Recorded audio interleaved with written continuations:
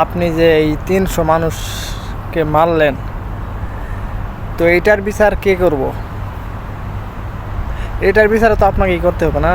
ছাত্র আন্দোলনে আপনি রায় শোনালেন, ৯৩% মধ্যে মেধাবীরা পাইব, চাকরি পাইব, এবং ৫% আপনার মুক্তিযোদ্ধারা পাবো, এবং বাকি 2% অসহায় মানুষ এবং তৃতীয় লিঙ্গের মানুষ যারা আছে তারা পাইব। তো খুব সুন্দর বিচার আপনার। তো আপনি আরেকটা বিচার করতে ভুলে গেছেন। আপনি যে এই ৩০০ মানুষকে মারলেন, তো এইটার বিচার কে করব? এটার বিচার তো আপনাকেই করতে হবে না?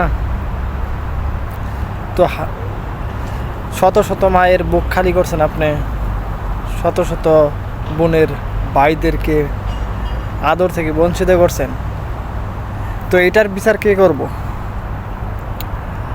আপনি কোটা আন্দোলনের বিচার করে দিলেন, তাদেরকে বন্টন করে দিলেন, তো এতগুলা মানুষ যে মারলেন আপনি, তো এটার বিচার কে করব?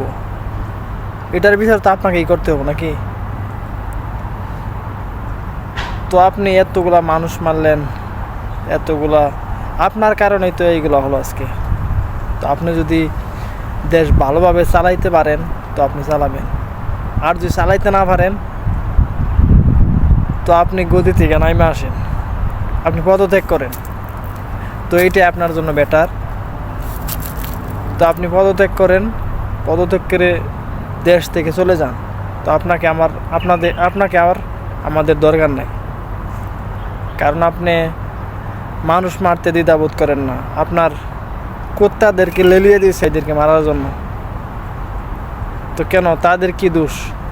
তারা দাবি করছিল যে তারা দাবি করছিল যে মেধাবীরা কেন চাকরি পাবো, এটাই তো তাদের দাবি।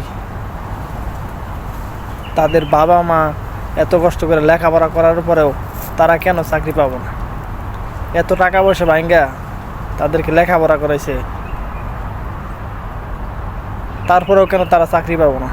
এটাই তো তাদের দাবি। আপনি যদি তাদের দাবি না মানতে পারেন তো আপনার গদি ছেড়ে দেন। আপনাকে আর দরকার নাই, আর আপনাকে জনগণ চাইতেছে না, তো আপনি তো বুঝতেছেন অবশ্যই।